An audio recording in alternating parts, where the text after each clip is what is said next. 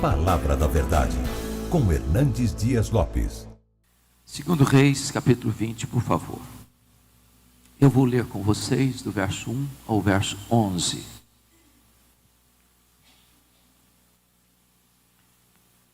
Naqueles dias, Ezequias adoeceu de uma enfermidade mortal. Veio ter com ele o profeta Isaías, filho de Amós, e lhe disse: Assim diz o Senhor: põe em ordem a tua casa, porque morrerás e não viverás.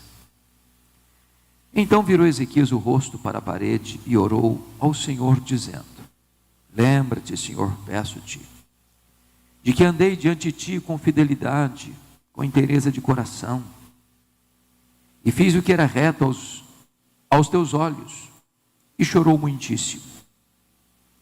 Antes que Isaías tivesse saído da parte central da cidade, veio a ele a palavra do Senhor dizendo: volta e dize a Ezequias, príncipe do meu povo: assim diz o Senhor, o Deus de Davi teu pai: ouvi a tua oração, vi as tuas lágrimas, e eis que te curarei. Ao terceiro dia subirás à casa do Senhor. Acrescentarei aos teus dias 15 anos, e das mãos do rei da Síria te livrarei, a ti e a esta cidade. E defenderei esta cidade por amor de mim e por amor de Davi, meu servo. Disse mais Isaías: toma uma pasta de figos. Tomaram-na e a puseram sobre a úlcera. E ele recuperou a saúde. Ezequias disse a Isaías: qual será o sinal de que o Senhor me curará? De que ao terceiro dia subirei à casa do Senhor? Respondeu Isaías: ser-te-á isto da parte do Senhor como sinal de que ele cumprirá a palavra que disse. Adiantar-se-á a sombra 10 graus ou os retrocederá? Então disse Ezequias: é fácil que a sombra adiante 10 graus, tal porém não aconteça. Antes, retroceda 10 graus. Então o profeta Isaías clamou ao Senhor, e fez retroceder 10 graus a sombra lançada pelo sol declinante no relógio de Acaz. Até aqui, amém. Investindo nas próximas gerações. Bom, vocês bem conhecem a história de Ezequias. Esse homem começa a reinar em Judá com 25 anos. Ele reinou 29 anos. Consequentemente, morreu com 54 anos. Ezequias era filho de um homem mau, perverso, idólatra, feiticeiro, assassino cruel, o rei Acaz. E mesmo não tendo berço, mesmo não tendo exemplo, ele foi um homem que andou com Deus, a ponto de a Bíblia dizer que antes dele ninguém foi semelhante, nem depois dele ninguém igual a ele. Quando assume o governo, com 25 anos de idade, ele promove uma reforma religiosa em Judá. Ele abre a casa de Deus que tinha sido fechada por seu pai. Ele faz uma limpeza religiosa, tirando os ídolos e restabelecendo o culto genuíno e verdadeiro ao Deus Todo-Poderoso, fazendo uma das reformas mais importantes que desemboca num grande avivamento espiritual. Tornou-se um homem opulento, rico, extremamente forte no seu governo. Mas depois de 14 anos que ele estava governando, portanto ele estava com 39 anos, e um homem aos 39 anos pensa estar no apogeu da sua força, do seu vigor intelectual, maturidade e tudo mais. Ezequias enfrenta 2 gravíssimos problemas no seu governo. Primeiro, porque foi no seu governo que o reino do norte, o reino de Israel, caiu nas mãos da Síria. Um poderosíssimo império que se levantara e ninguém podia resistir às suas invasões militares. Pois o reino do norte caiu nas mãos da Síria, enquanto Ezequias era governador, era rei, o reino de Judá. E o primeiro problema que Ezequias enfrenta é que esse poderoso império resolve atacar Jerusalém, para tomar também de assalto o reino de Judá. Entrincheiram Jerusalém. Mais de 185 mil soldados ao redor da cidade de Jerusalém. E manda uma carta para Ezequias afrontosa: renda-se, porque nenhum rei jamais pôde resistir à nossa invasão, nenhum Deus pode livrar você da nossa mão. Pois Ezequias está com esse grande problema, não tem tempo para resistir, não tem força militar capaz de resistir ao poder deste grande império que está para assaltar e dominar Jerusalém.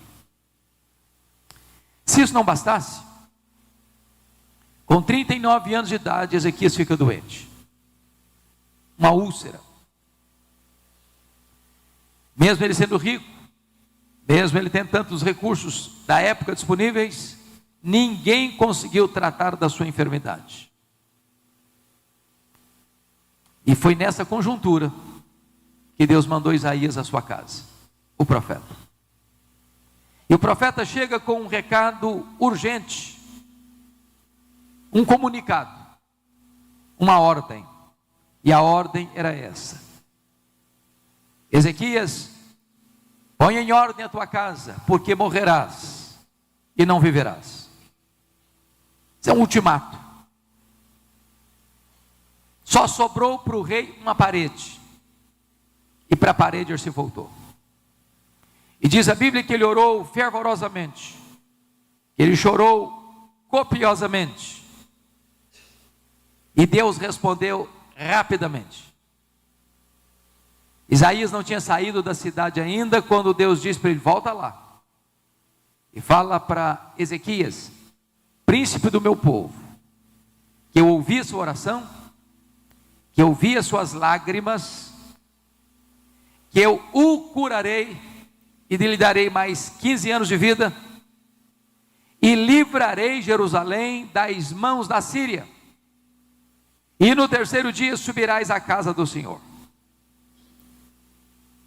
Quando Isaías chega de volta e comunica ao rei a resposta da sua oração, Ezequias pergunta: mas qual é a evidência que você me dá que Deus vai fazer esse milagre? E o profeta pergunta: o que você quer? Que a sombra do relógio de Acaz avance 10 graus ou retroceda 10 graus? E o rei pensou: já que Deus vai fazer um milagre, eu quero o maior. Todos nós já vimos relógio adiantar, mas nem você nem eu já vimos um relógio andar para trás, da marcha ré. Então, já que Deus vai fazer, eu quero que retroceda 10 graus. E Deus interfere na estrutura do universo para atender a oração agora de Isaías em favor de Ezequias, para dar evidência a esse extraordinário milagre. Um grande milagre. Primeiro, um anjo se levanta e mata 185 mil soldados assírios que entrincheiravam Jerusalém. Um livramento político, militar extraordinário. Segundo, Deus cura a úlcera do rei Ezequias usando um remédio. E a cura não está propriamente no remédio, porque se tivesse, ele já teria sido curado, mas na ação divina, na eficácia do remédio. A grande pergunta é: como é que Ezequias reagiu a tudo isso? Eu queria que você então olhasse um texto paralelo, porque não está aqui no texto que lemos, mas está registrado em 2 Crônicas. Depois você vai voltar para cá, para esse texto. Mas abra lá em 2 Crônicas 32, por gentileza. 2 Crônicas 32, 24 e 25.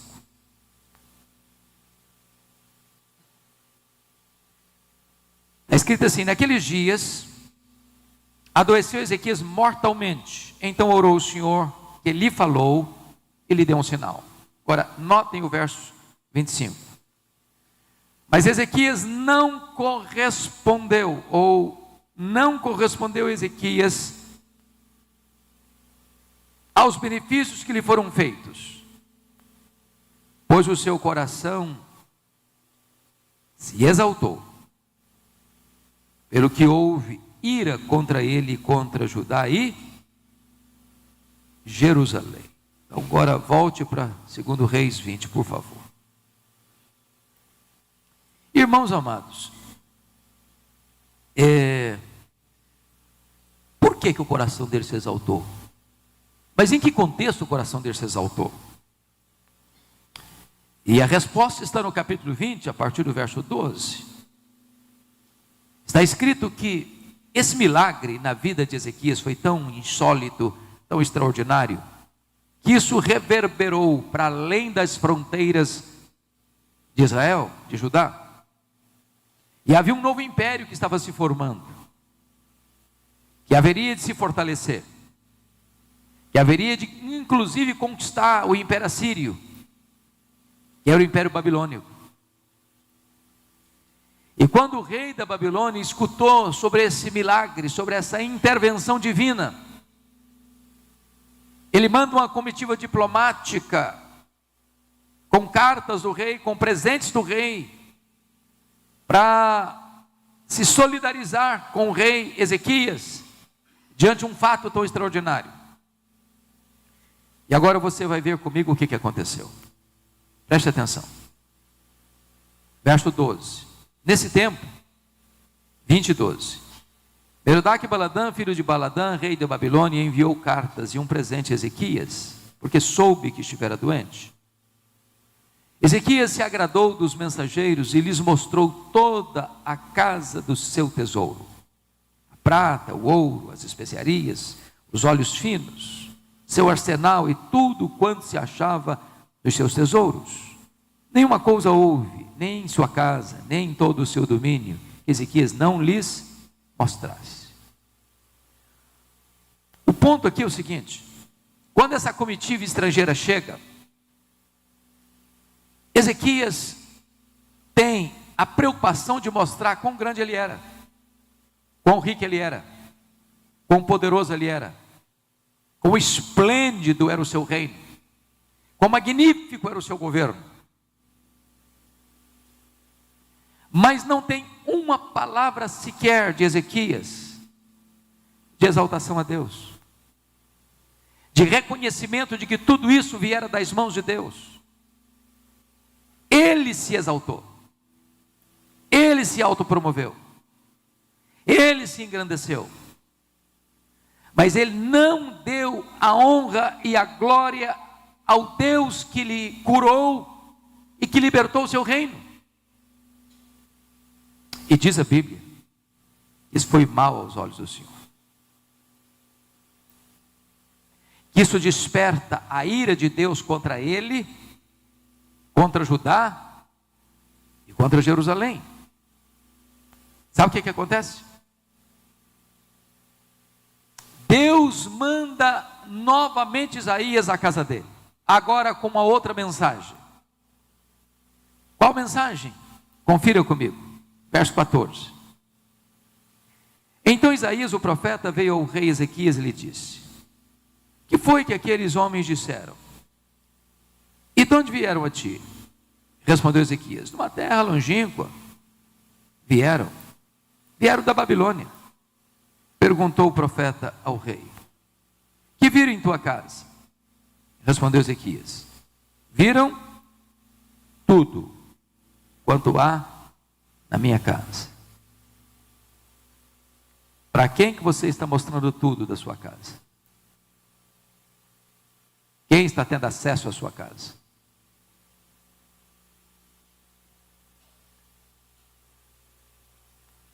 Coisa nenhuma há nos meus tesouros que eu não lhes mostrasse. Verso 16, então disse Isaías a Ezequias: ouve a palavra do Senhor. Esse recado é muito duro. Eu peço que você preste bem atenção no que o profeta diz para ele. 17. Eis que virão dias em que tudo quanto houver em tua casa, com o que entesouraram teus pais até o dia de hoje, será levado para a Babilônia. Não ficará coisa alguma, disse o Senhor. Bom, isso é uma tragédia. O que Deus está dizendo por meio de Isaías é o seguinte: olha, o que foi ajuntado até hoje, Ezequias, o que você, que é um rei muito rico, ajuntou e vai ajuntar ainda, e o que as futuras e pósteras gerações também vão ajuntar, essa Babilônia, diante de quem você se engrandeceu e não deu a Deus a glória, virá. E sabe o que vai acontecer, Ezequias? Eles vão levar tudo isso embora. Judá vai ser espoliada, Jerusalém vai ser saqueada, e eles vão levar todos esses tesouros que você deles se orgulhou e não deu a Deus a honra e a glória. Eles vão levar, vão pilhar a cidade. Mas o pior não tinha acontecido. Preste atenção no verso 18: dos teus próprios filhos que tu gerares, tomarão, para que sejam eunucos no palácio do rei da Babilônia. Que Deus está dizendo para ele o seguinte: olha, dos teus próprios filhos que tu gerares, serão levados cativos, escravos e mais. Eles vão ser castrados, eles vão ser feitos eunucos, eles não vão gerar mais. E eu fico pensando, se um pai escuta um negócio desse, como é que fica o seu coração? Mas a resposta de Ezequias ao profeta Isaías é incompreensível. Olha o que ele respondeu no verso 19. Então disse Ezequias a Isaías: boa é a palavra do Senhor que disseste. Espera um pouquinho. Você não entendeu o que eu estou falando? Acho que você não escutou, Ezequias, o que eu estou falando, não. Estou falando para você que a Babilônia virá no futuro, vai saquear tudo, vai pilhar tudo, vai levar tudo embora. Seus filhos e os filhos dos nobres vão ser levados cativos, vão ser castrados. E você veio me dizer que boa é a palavra que o Senhor disse? Você ficou louco? Você perdeu o juízo? Você está entendendo o que eu estou falando? Mas o rei justifica. Boa é a palavra do Senhor que disseste, pois pensava, preste atenção, tem coisa que o homem não fala, mas pensa. Pois pensava, haverá paz e segurança em meus dias. Trocando em miúdos, botando as cartas na mesa, sabe o que Ezequias está dizendo? Ora, quando isso ia acontecer, eu já empacotei. Quando isso ia acontecer, eu não estou mais aqui não. E agora vocês vão me perdoar da expressão. O que Ezequias está dizendo é o seguinte: depois que eu morrer, que se danem as futuras gerações, eu não estou nem aí. Eu só me importo comigo. Para mim o que é importante é que eu vou morrer em paz. Não vai acontecer nos meus dias. Agora depois que eu morrer, estou nem aí o que vai acontecer com os meus filhos, com os meus netos, com as outras gerações. Que se danem. Lamentável, não? Profundamente lamentável. Irmãos amados, qual foi a ordem que Deus deu mesmo para Ezequias? Põe em ordem a tua casa.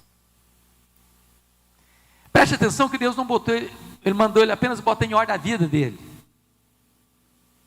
Deus mandou ele botar em ordem a casa dele.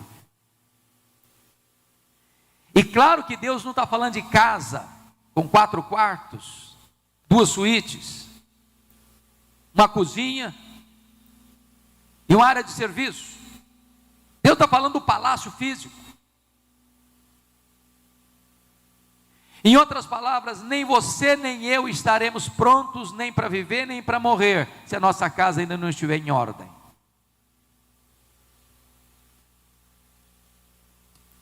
Agora vamos ao capítulo 21 para entendermos isso.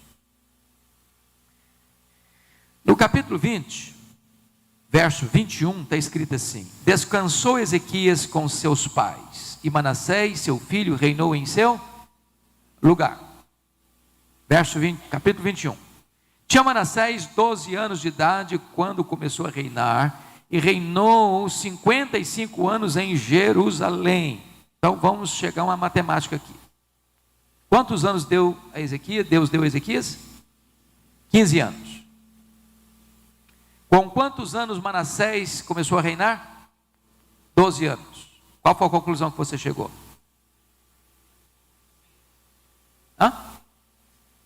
Que o Manassés nasceu 3 anos depois do milagre, da cura. 3 anos depois que Ezequias foi curado, ele gerou este filho, Manassés. Se o Ezequias tivesse levado a sério a ordem de Deus, põe em ordem a tua casa, ele devia ter pensado assim: bom, eu vou investir tudo na criação desse filho. Ele vai ser o herdeiro do meu trono. Então eu vou educar esse menino, eu vou discipular esse menino, eu vou andar com esse menino, vou ensinar esse menino. Vou contar a história do povo de Deus para esse menino. Vou ensinar esse menino a amar a Deus. Vou inculcar no coração, na mente dele, os princípios de Deus. Vou fazer disso o meu maior ministério, porque foi a ordem que Deus me deu. Põe em ordem a tua casa. Agora vamos ver como é que foi esse menino. 21:2, confira comigo. Fez Manassés o que era mal perante o Senhor, segundo as abominações dos gentios que o Senhor expulsara de suas possessões e diante dos filhos de Israel. Eu não tenho dúvidas de que Manassés, que foi o rei que mais governou em Jerusalém, 55 anos, o pior rei da história de Judá. Um monstro, diríamos hoje, um homem possesso. Esse homem foi idólatra, esse homem foi feiticeiro, esse homem foi astrólogo, esse homem encheu Jerusalém de sangue. Foi esse homem que mandou serrar o profeta Isaías ao meio. Exatamente o profeta que mandou o seu pai botar em ordem a sua casa. E verso 3 diz: pois tornou a edificar os altos que Ezequias seu pai havia destruído, e levantou altares a Baal, fez um poste ídolo, como que fizera Acabe, rei de Israel, e se prostrou diante de todo o exército dos céus e o serviu. Edificou altares na casa do Senhor, da qual o Senhor tinha dito: em Jerusalém porei o meu nome.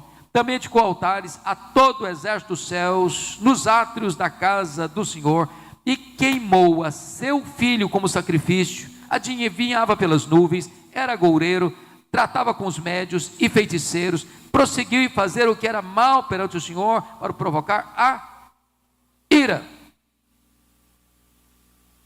Agora veja o versículo 16. Além disso, Manassés derramou muitíssimo sangue inocente, até encher Jerusalém de um a outro extremo, afora seu pecado com o que fez pecar a Judá, praticando o que era mal perante o Senhor. Esse homem foi um monstro. A sensação que eu tenho é que parece que Manassés era revoltado com o pai. Ele deve pensar assim: tudo que meu pai fez, eu vou fazer o contrário. Meu pai tirou os altos, pois eu vou levantar os altos. Meu pai limpou a casa de Deus, pois eu vou encher de novo a casa de Deus de ídolos. Meu pai fez uma reforma, pois eu vou promover aqui toda sorte de idolatria, de feitiçaria, de astrologia. Eu vou fazer tudo o contrário. Por quê? Porque certamente Ezequias negligenciou a ordem que Deus deu para ele. Põe em ordem a tua casa.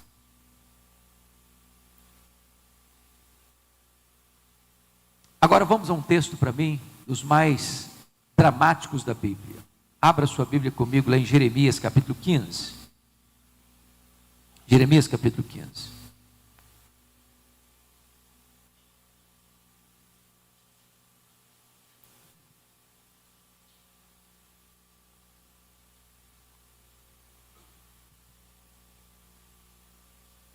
Vocês se lembram de que o profeta Isaías disse que viriam dias em que a Babilônia viria para saquear tudo, para levar os filhos como escravos e castrá-los?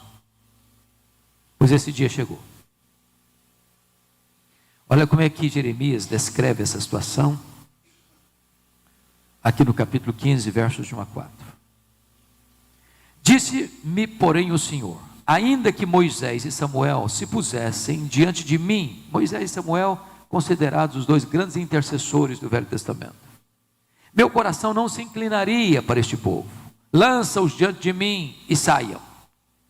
Quando te perguntarem para onde iremos, dir-lhes-ás: assim diz o Senhor, o que é para a morte, para a morte, o que é para a espada, para a espada, o que é para a fome, para a fome, o que é para o cativeiro, para o cativeiro. Porque os punirei com 4 sortes de castigo, diz o Senhor: com a espada para matar, com cães para os arrastarem, e com as aves dos céus e as feras do campo para os devorarem e destruírem. É uma cena dramática, soleníssima. Mas o verso 4 explica, preste atenção: entregá-los-ei para que sejam um espetáculo horrendo para todos os reinos da terra, por causa de Manassés, filho de Ezequias, rei de Judá, por tudo quanto fez em Jerusalém. Sabe quanto tempo tem depois de Manassés e Ezequias? Cerca de 100 anos. Conclusão. Sabe onde nasceu o cativeiro babilônico?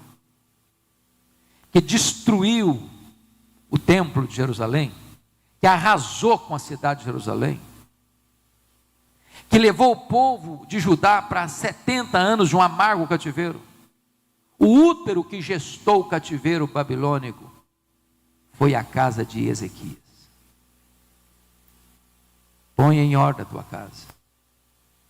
Ele não obedeceu a esta ordem.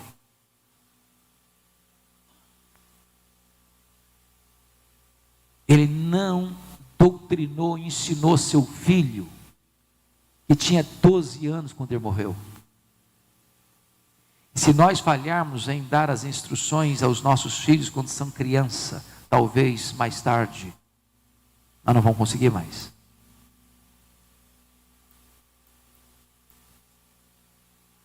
Alguém já disse que Davi salvou o mundo e perdeu a sua família. Alguém já disse que Noé salvou a sua família e perdeu o mundo. Talvez o projeto de Deus é que pela nossa família nós alcancemos o mundo. Quando eu olho para a Bíblia, eu vejo que para cada pessoa Deus deu uma missão muito específica. Por exemplo, qual foi a grande missão que Deus deu para Moisés? Tirar o povo da escravidão do Egito. Qual foi a grande missão que Deus deu a Josué? Introduzir o povo na terra prometida. Qual foi a grande missão que Deus deu a Davi? Unificar um rei. Qual foi a grande missão que Deus deu a Salomão? Construir o templo de Jerusalém.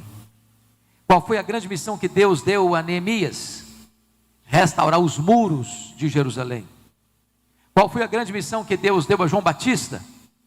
Preparar o caminho do Senhor, para que ele se manifestasse. Qual foi a grande missão que Deus deu a Pedro? Abrir a porta do evangelho a judeus e gentios. Qual foi a grande missão que Deus deu a Paulo? Levar o evangelho a todos os rincões da terra. Agora uma pergunta: qual foi a grande missão que Deus deu a Abraão, o pai dos crentes, o pai da fé? Vamos dar uma olhadinha nisso? Abra sua Bíblia comigo lá em Gênesis 18. Gênesis 18.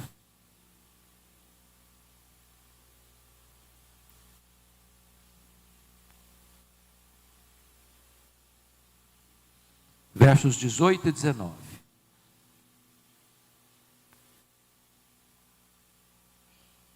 Está escrito: visto que Abraão certamente virá a ser uma grande e poderosa nação,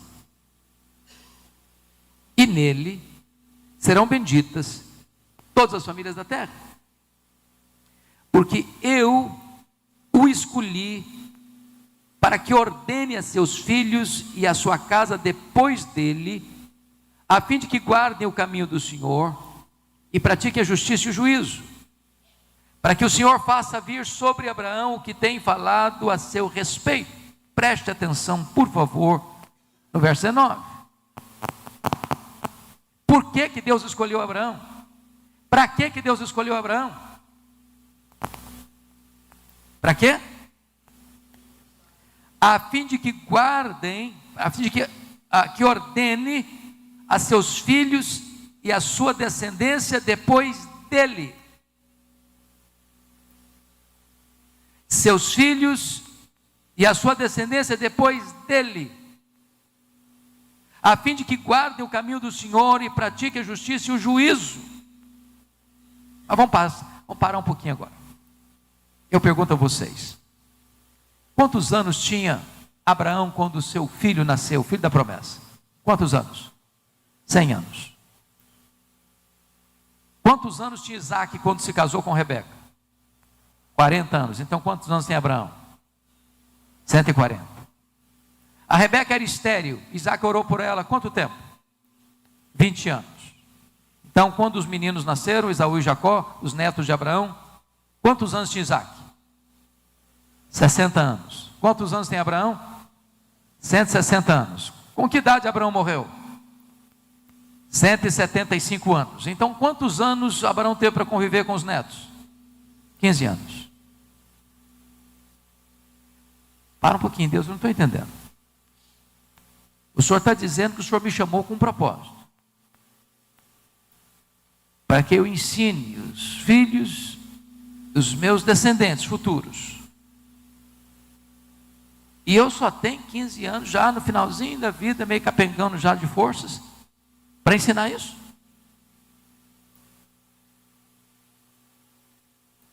Parece que o Senhor está me dando uma missão tardia demais. Por que o Senhor não me fez isso no vigor da juventude?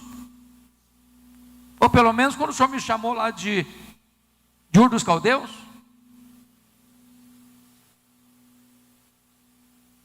Como é que Abraão cumpriu isso?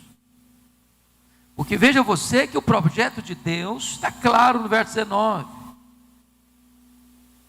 Porque eu escolhi para que ordene a seus filhos e a sua casa depois dele. Bom, então vamos entender algo maravilhoso. Abra sua Bíblia comigo em Hebreus 11, 13.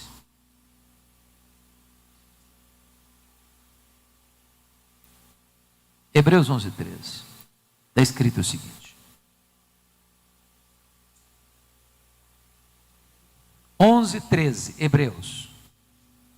Todos estes morreram na fé sem ter obtido as promessas, vendo-as, porém, de longe, e saudando-as, e confessando que eram estrangeiros e peregrinos sobre a terra. Se Deus escolheu Abraão para isso, para ele ordenar os seus filhos e as futuras gerações que pusessem em Deus a sua confiança, É como se Abraão estivesse olhando pelas dobras do futuro e vendo a você. Amém. E você e eu somos filhos de Abraão. Porque os filhos de Abraão não são aqueles que têm o sangue de Abraão correndo em suas veias. Os filhos de Abraão são aqueles que têm a fé de Abraão habitando em seu coração. E ele está lá comprometido com essa causa. Senhor, que a minha geração, que os meus filhos, que os meus netos, que a minha terceira, que a minha 10ª, que a minha 100ª geração te conheça. E ele está comprometido com essa causa. E nos ensinando uma lição. Nós precisamos investir nas futuras gerações. Qual era o sinal do pacto, da aliança com Abraão? A circuncisão. Era um sinal no órgão reprodutor masculino. Para deixar claro que cada criança que nascia, cada menino que nascia, ele recebia uma marca dizendo o seguinte: eu tenho um compromisso que o meu pai tem. A aliança que meu pai fez com Deus é a aliança que eu também faço com Deus. E isso foi passando de geração para geração. E agora nós entendemos que é a circuncisão do coração. É a fé no Senhor Jesus Cristo.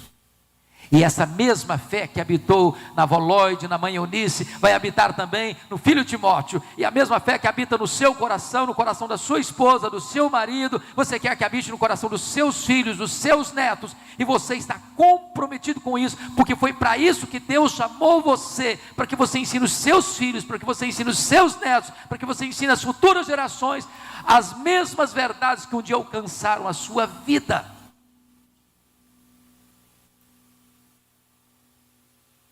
Irmãos, nós vivemos uma geração que está perdendo isso.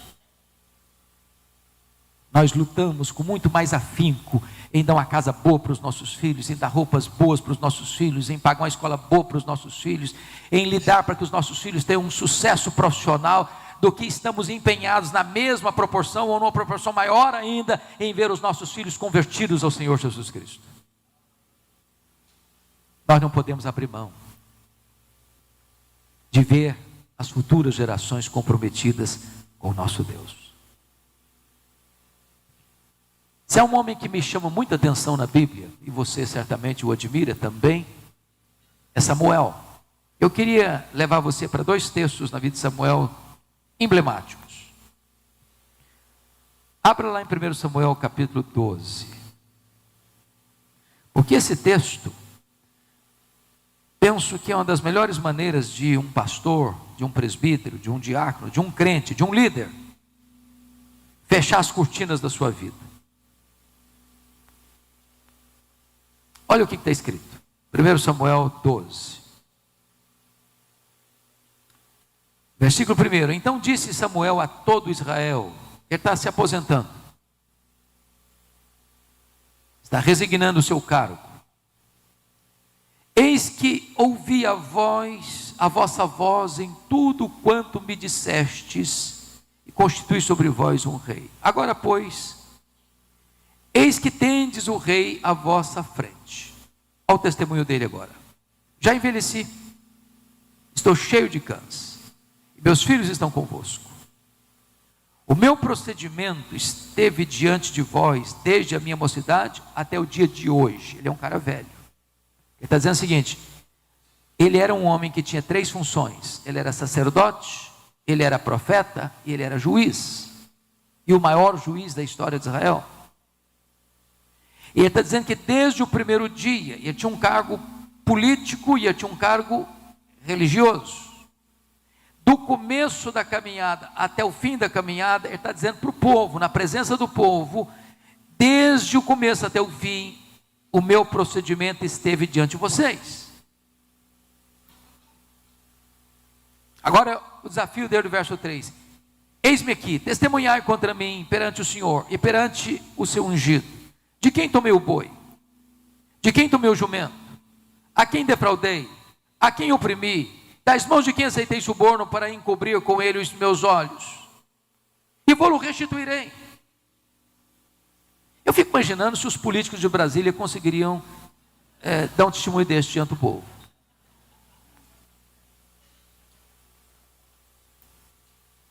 Camarada passa a vida inteira dele pública, sem deixar mácula, sem nada debaixo do tapete, sem nenhuma situação de falcatrua, de aproveitamento, de enriquecimento ilícito. Olha o que o povo respondeu para ele no verso 4. Então responderam: em nada nos defraudaste, nem nos oprimiste, nem tomaste coisa alguma das mãos de ninguém. E ele lhes disse: o Senhor é testemunha contra vós outros, e o seu ungido é hoje testemunha de que nada tendes achado nas minhas mãos. E o povo confirmou: Deus é testemunha. E você diz: é assim que eu gostaria de também fechar as cortinas da minha vida. Belíssimo testemunho. Mas, entretanto, porém, todavia, entre mentes, há algo complicado na vida de Samuel. Volta lá comigo para o capítulo 8 deste livro. Capítulo 8.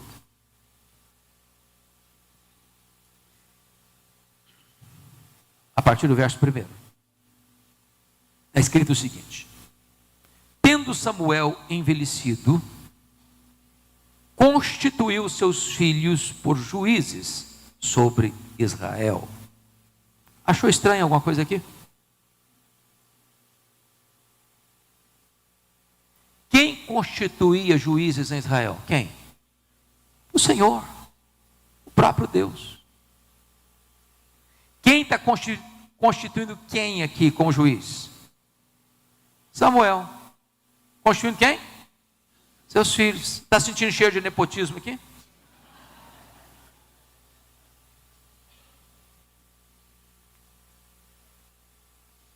Mas quem eram os filhos de Samuel?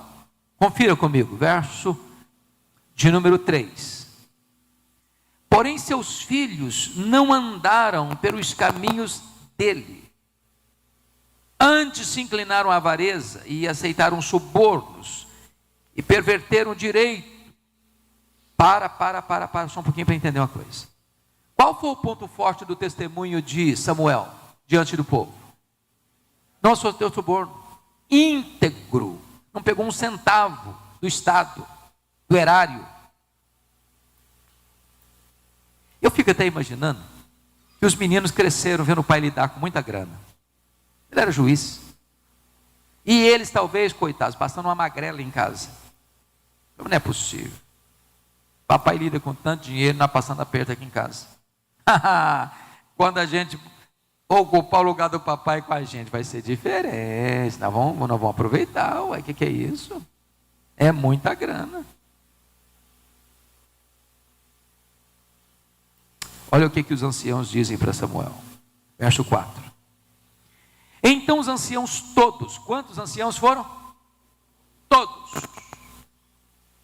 Os anciãos todos de Israel se congregaram e vieram a Samuel a Ramá e lhe disseram: vê, já estás velho, e teus filhos não andam pelos teus caminhos. Constitui-nos, pois, agora um rei sobre nós, para que nos governe, como tem todas as nações. Sabe o que eles estão dizendo para Samuel? Os anciãos: Samuel, você está quase empacotando, já com o pé na cova. Se você vivesse mais 50 anos, Samuel, nós estamos fechados com você. Você é o cara. Exemplo de vida, íntegro. Durante todo o seu governo, nós não temos uma vírgula de reclamação da sua administração. Agora, Samuel, seus filhos não são flor que se cheira. Seus filhos não têm o mesmo estofo moral e espiritual que você tem. Seus filhos não são igual a você. Então, Samuel, faça-nos um favor. Antes de você morrer, constitui-nos um rei, que debaixo da autoridade de seus filhos, nós não queremos ficar. Conclusão. Assim como no futuro lá, o cativeiro babilônico foi gestado no ventre da casa de Ezequias, a monarquia em Israel, rejeitando o governo de Deus, a teocracia, nasceu dentro da casa de Samuel. Por quê? Porque Samuel cuidou de todos, com exemplo irretocável. Mas Samuel falhou em pôr a sua casa em ordem.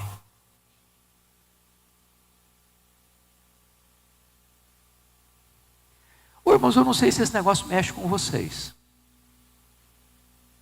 Comigo mexe muito. Porque os nossos filhos podem ser um fenômeno de sucesso no mundo. Mas se eles falharem em andar com Deus, os troféus que os nossos filhos alcançam são troféus de palha. O que adianta ganhar o mundo inteiro, perder a sua alma?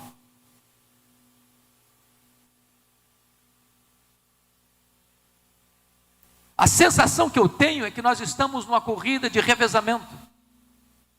Se nós falharmos em passar o bastão do Evangelho para os nossos filhos, nós perderemos essa maratona.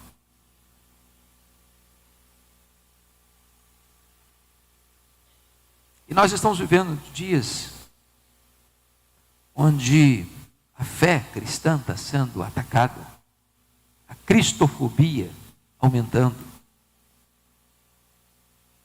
Nós vivemos numa aparente liberdade no Brasil, uma aparente liberdade de ir e vir. Mas a nossa imprensa hoje, quase sem exceção, é cristofóbica. As nossas cortes hoje, quase sem exceção, são cristofóbicas. As nossas universidades hoje, com raras exceções, são cristofóbicas. Há janelas abertas, onde os nossos filhos estão olhando, que os convida para rejeitar o cristianismo.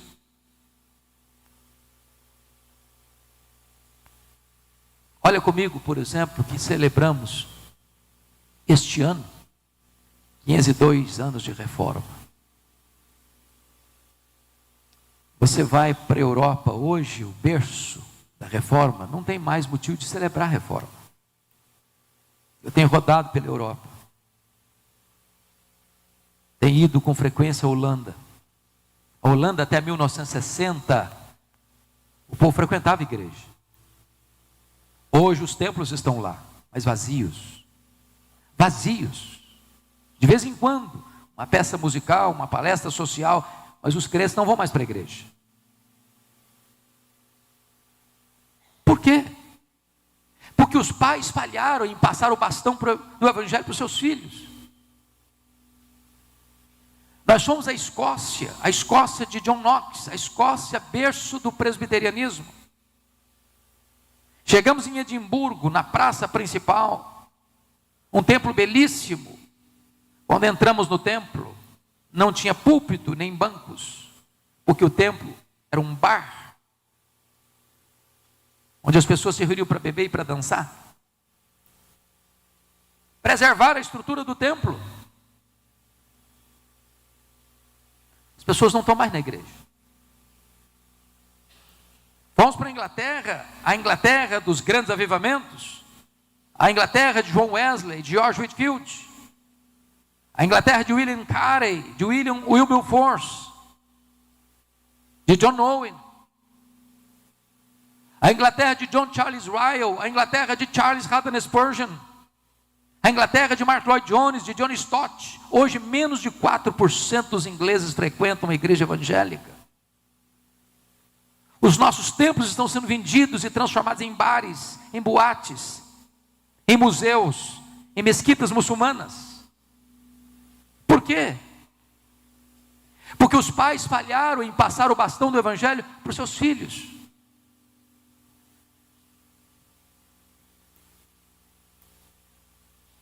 O que eu escuto Brasil afora é que muitas vezes os nossos filhos estão despreparados para entrar numa universidade hoje e sofrer todo o ataque do ateísmo, do relativismo moral. E estatisticamente mais de 50% dos nossos jovens que entram numa faculdade perdem a sua fé.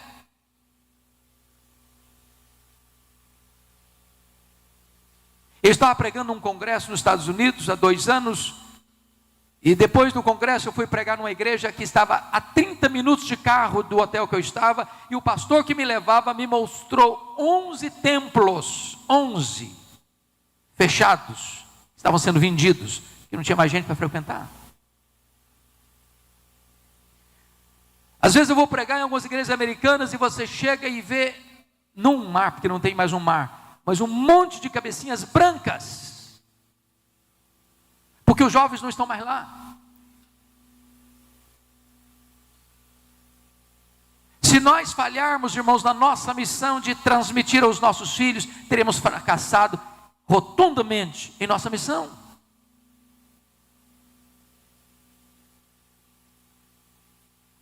Eu queria, antes de encerrar, ler com vocês alguns textos, ou relembrar alguns textos. Primeiro, lá em Deuteronômio 6, vocês conhecem tão bem, 4-9, estas palavras que hoje eu te ordeno estarão no teu coração. Ouve, ó Israel, o Senhor nosso Deus é o único Senhor. Estas palavras que eu hoje te ordeno estarão no teu coração, e tu as inculcarás ao coração dos seus filhos. Em outras palavras, irmãos, não dá para educar os nossos filhos e ensiná-los a não ser com exemplo. Se os nossos filhos verem em nós inconsistência, eles perderão o ânimo de andar com Deus. Põe em ordem a tua casa. Pense comigo, por favor. Salmo 44, primeiro. Olha o que está escrito aí. Ouvimos, ó Deus, com os próprios ouvidos, nossos pais nos têm contado o que outrora fizeste em seus dias. Eu pergunto a você, qual a última vez que você chamou seus filhos para contar para eles o que Deus tem feito na sua vida? O que Deus já fez na sua história? Porque às vezes a gente conta sobre política, a gente conta sobre futebol, a gente conta sobre o Brasil, a gente conta sobre o problema do mundo, a gente conta sobre os últimos acontecimentos, mas a gente não tem mais parado para sentar com os nossos filhos e contar para eles o que Deus fez na nossa vida, quem é Deus para o nosso coração. Qual foi a última vez que você pegou seus netos no colo para contar para eles o que Deus tem feito na sua vida? Está escrito lá em Provérbios 22:6, ensina a criança, não o caminho que ela quer andar. Ensina a criança, não o caminho que ela deve andar, mas ensina a criança no caminho, é andando com ela, é sendo exemplo para ela, sendo modelo para ela. Mas eu quero encerrar com 2 textos, esses eu gostaria que você abrisse comigo. O primeiro deles é Salmo 78.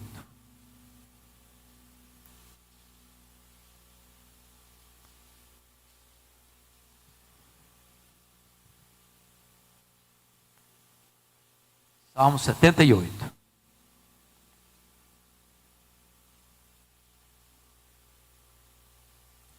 Verso 3.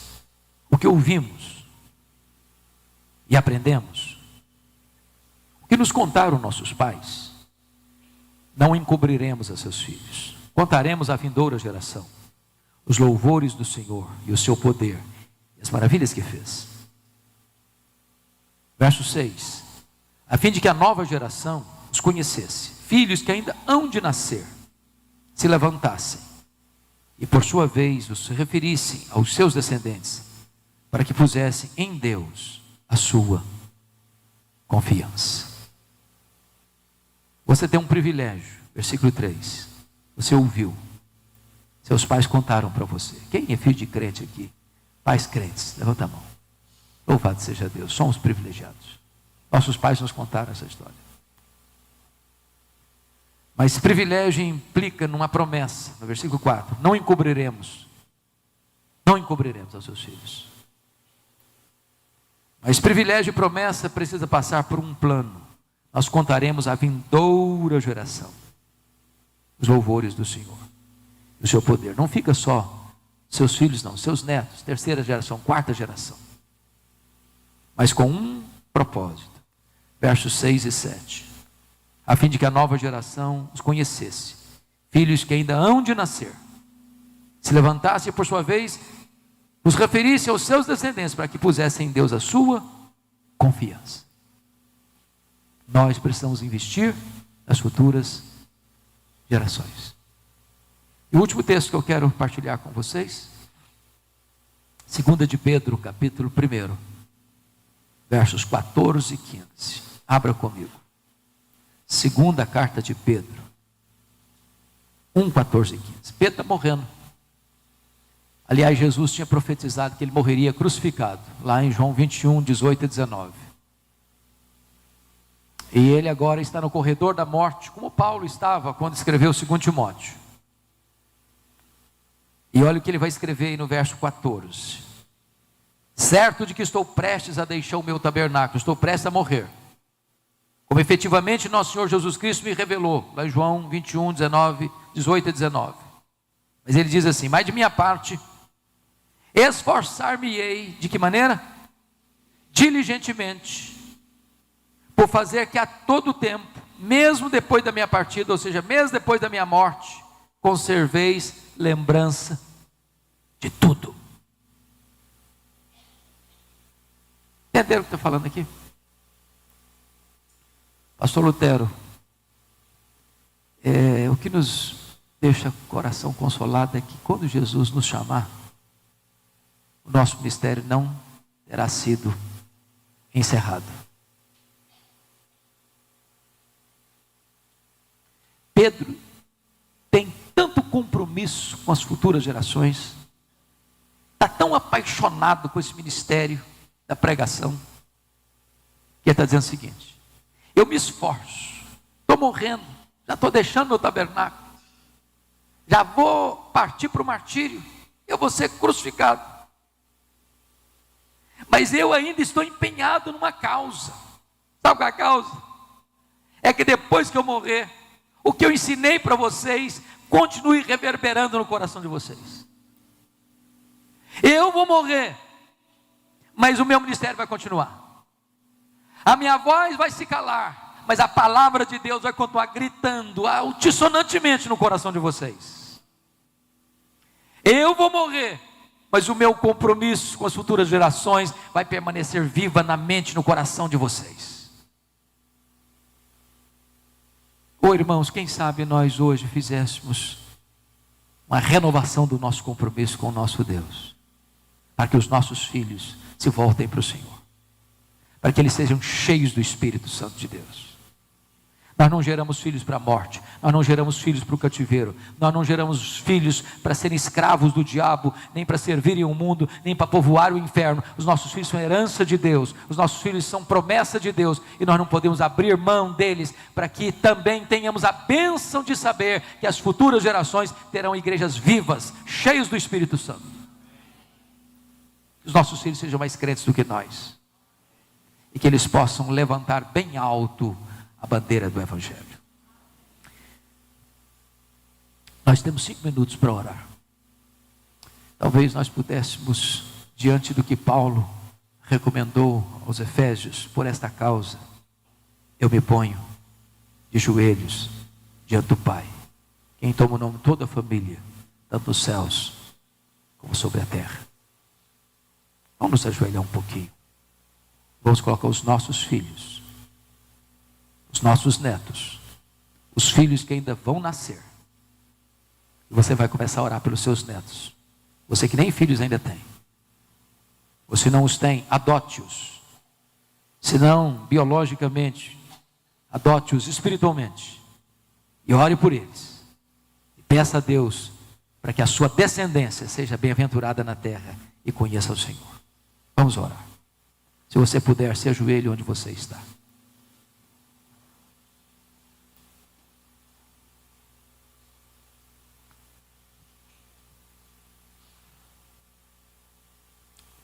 Deus amado, depois da salvação que nos deste em Cristo, o nosso maior tesouro é a nossa família. Tu colocaste em nossas mãos filhos e filhas,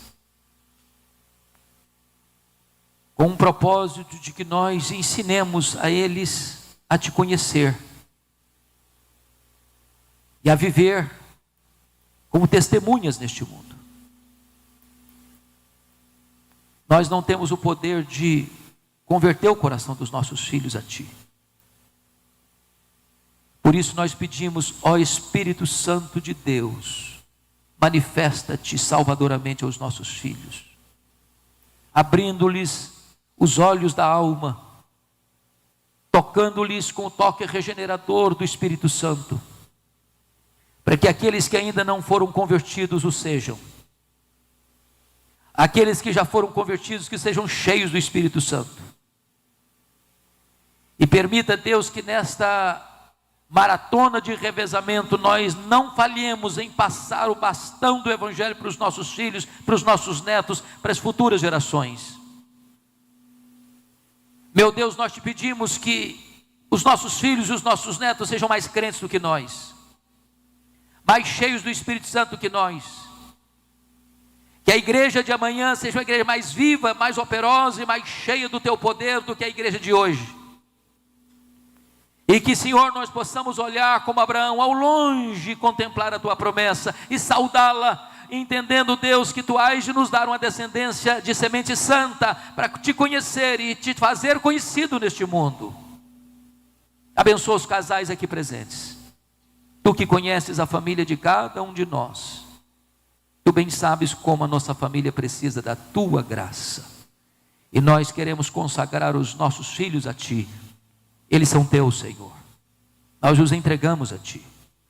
E nós te pedimos que tu nos des graça para viver e para pregar para eles e para testemunhar a eles quão maravilhoso és tu. E dá-nos a bênção de vê-los, meu Deus, sendo levantados nessa geração para serem instrumentos nas tuas mãos, para levar a tua palavra até os rincões da terra. Que assim seja, em nome de Jesus. Aleluia. Amém.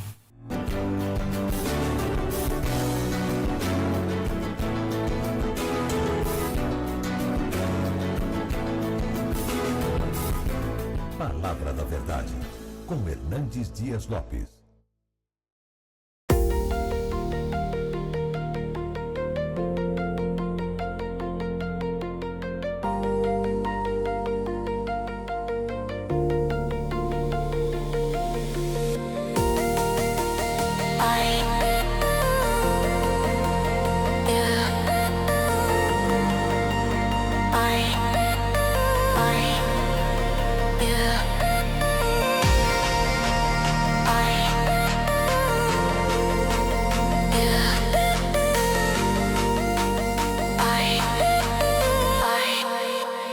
Yeah.